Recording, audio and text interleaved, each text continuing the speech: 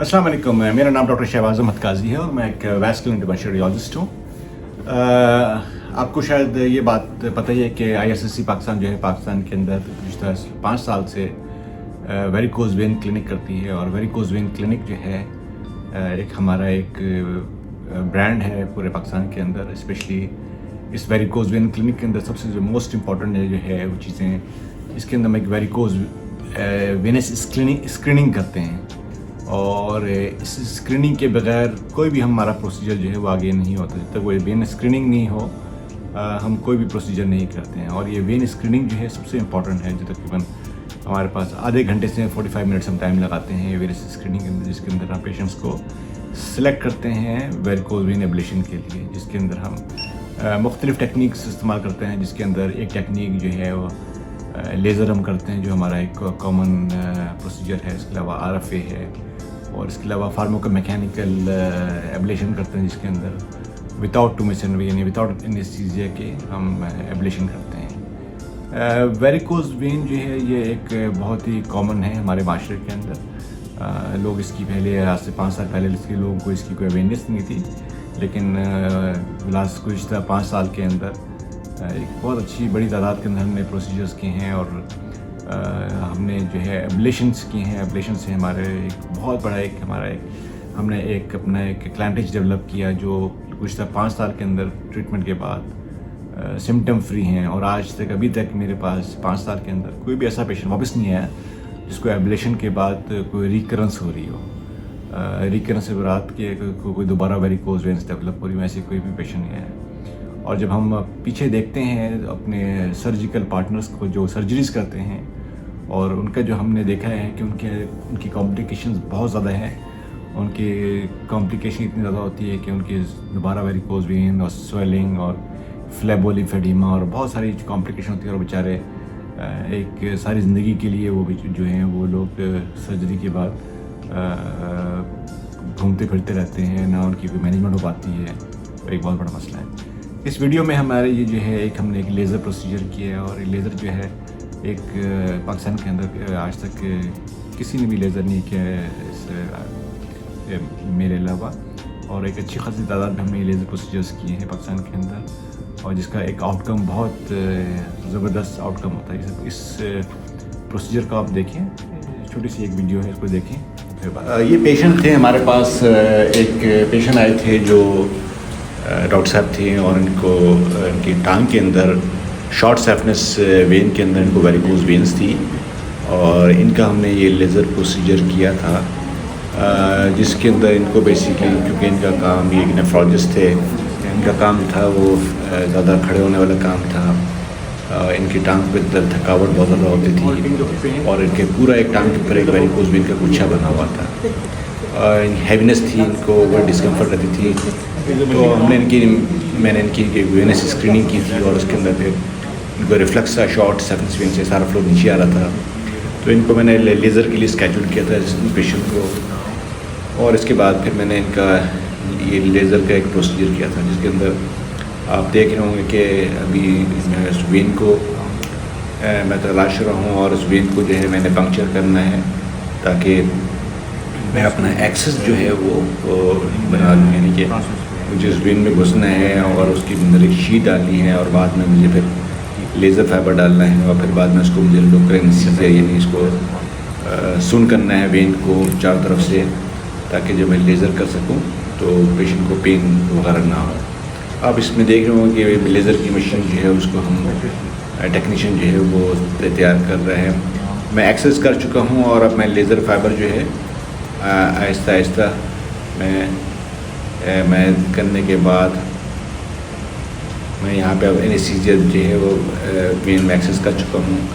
और अब करने के बाद जो है लेज़र मेरा पहुँच चुका है। अब यहाँ पे मैं एनेस्थीसिया दे रहा हूँ। यहाँ पे अगर आप देखें तो एक नीडल के ज़रिए मैं यहाँ पे एनेस्थीसिया दे रहा हूँ।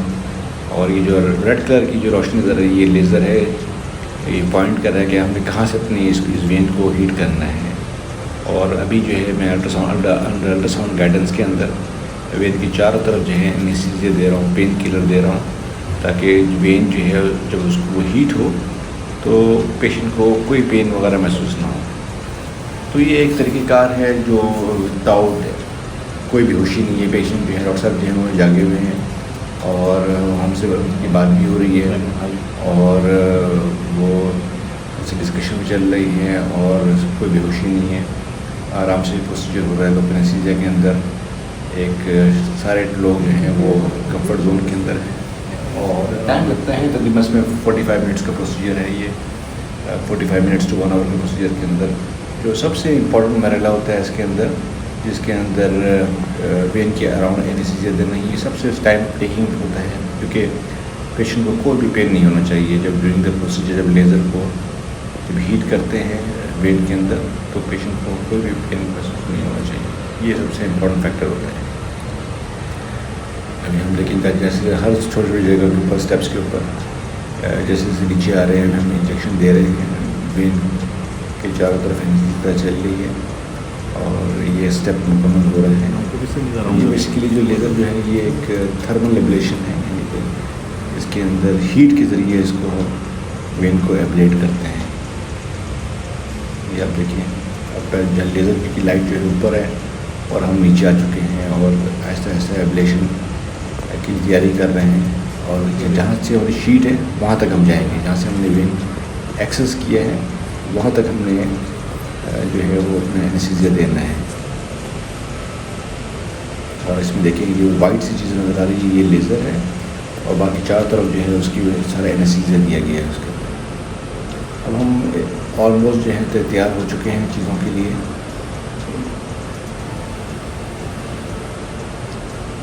और अपने आप को तैयार कर रहे हैं कि वो हमारा आखिरी मरहल तक पहुंच गए हैं, शीट के पास अब पहुंच चुके हैं, वहाँ तक हमें एनेस्थीसिया देना है।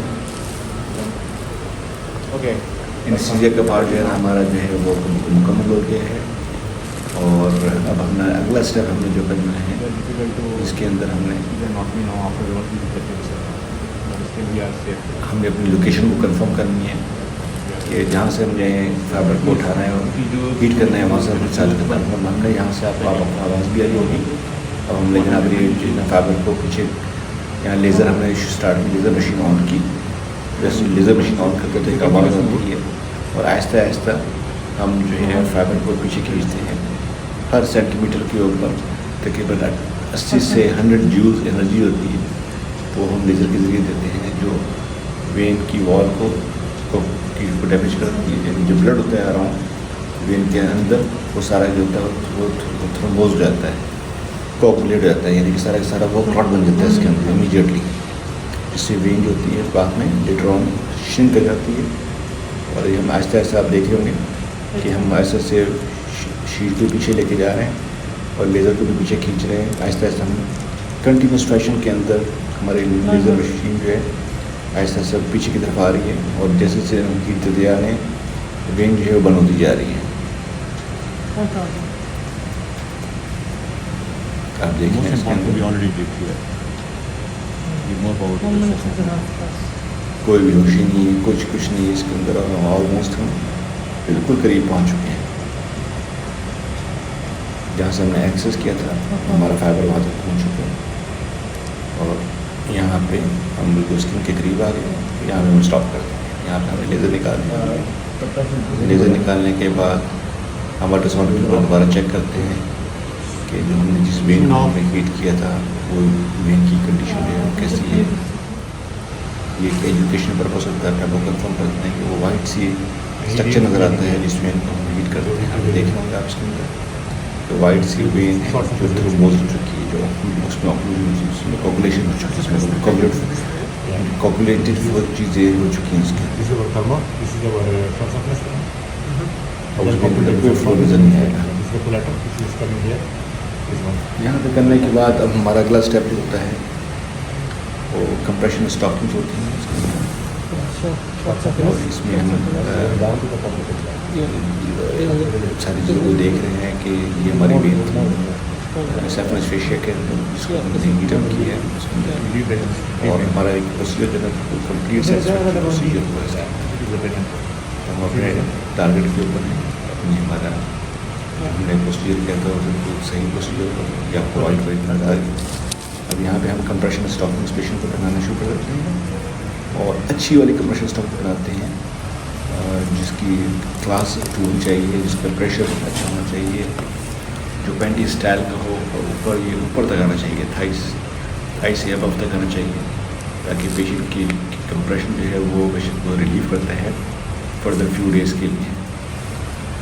देखिए पेशेंट खुद जो है डॉक्टर साहब जो है खुद ही पहन रहे हैं सारी चीज़ों को और पहुँच गया। तो ये एक सिंपल सा प्रोसीजर है जो हमने वेरिकोज वेन एब्लेशन किया लेज़र के ज़रिए। और अगर आप वेरिकोज वेन्स के बारे में हमसे रब्ता करना चाहते हैं तो हमारी जितनी भी सोशल वेबसाइट्स है उस पर आप हमसे रब्ता कर सकते हैं। और मोस्ट इम्पॉर्टेंट थिंग है कि जब तक हम खुद स्क्रीनिंग नहीं करते हम कोई भी प्रोसीजर नहीं करते हैं। यानी स्क्रीनिंग करना सबसे इम्पॉर्टेंट है और जब तक मैं खुद स्क्रीनिंग नहीं करता मैं कोई भी प्रोसीजर नहीं करता। मेरा पेशेंट को देखना बहुत ज़रूरी है। पेशेंट की डॉपलर वेनस स्क्रीनिंग जो है मैं खुद करता हूँ। जब वो करने के बाद फिर मैं डिसाइड करता हूँ कि क्या वाकई इस पेशेंट को प्रोसीजर की ज़रूरत है या नहीं है। फिर उसके बाद हम आगे चलते हैं। अगर आप हमसे रब्ता करना चाहते हैं तो आप हमसे रब्ता कर सकते हैं। शुक्रिया।